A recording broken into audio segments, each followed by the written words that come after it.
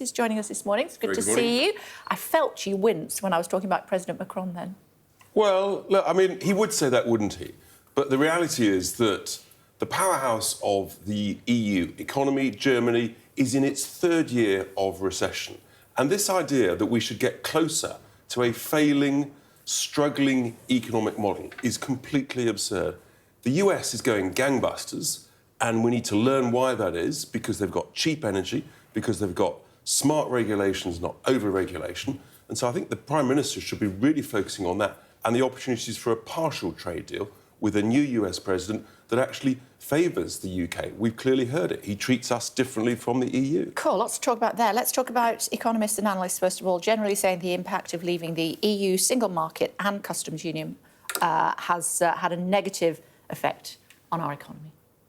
Well, look, all our economies are struggling, but I've just said Germany is in the third year of recession. It's doing a lot worse than we are. Why would you want to attach yourself to a failing economic model? We know what works. It's the US. It's what works in Asia. So why don't we learn lessons from those countries and actually try and repeat that and gain from that? We used to grow at 2 to 3% a year in the 80s and 90s. Now, because of over-regulation, over-taxation and the madness of net zero, we're really struggling, as are the EU countries. OK.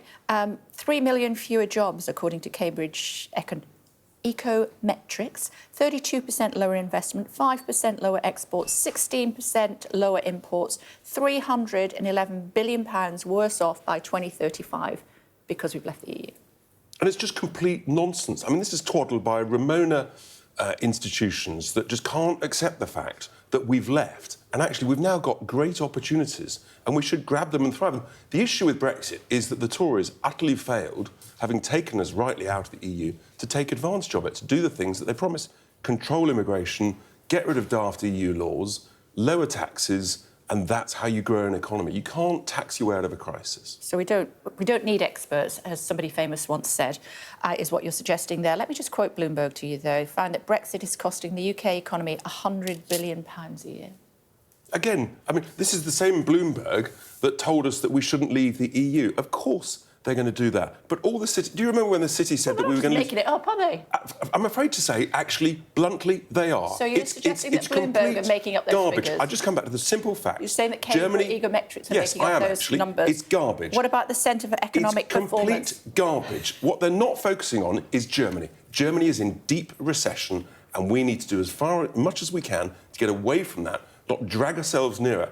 The last thing we should be doing is tying ourselves to ever more net zero EU carbon policies that add costs to our businesses. We need to scrap net zero to get lower costs, to reduce bills, reduce the cost of living. That's what ordinary people in my constituency want us to do. And how do you feel about an EU youth mobility scheme? It's a terrible idea because it's just freedom of movement via the back door. We need to freeze immigration, net zero immigration, so that actually we start... Our public services cannot cope with the size of the population as it is. The last thing we need is millions more people coming to the UK would actually deteriorate our public services, our struggling health system, our overburdened housing market, and more besides. Your views on Trump's tariffs on Canada, Mexico and China? Look, Trump is a businessman that is always out... He's always negotiating, and he's very concerned, quite rightly, about the huge influence of mass immigration, of the drugs, of fentanyl.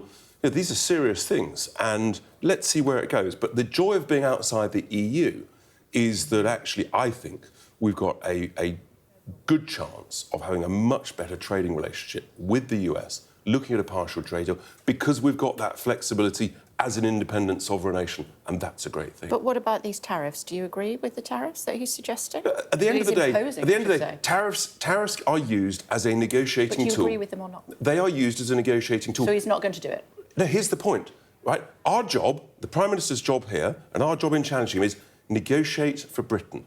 Put Britain centre stage rather than giving all our money to overseas nations like Mauritius on the Chagos deal, on overseas climate aid, all of this nonsense. Keep our money here. Focus on improving the prosperity of British citizens. I'm going to have to row you back to the question. You're all over the place this morning. What do you think... I'm on good form this morning. Well, you would say that, wouldn't you? What about the tariffs? Look, it's a negotiation. Good idea, bad idea. Look, so you think he's bluffing?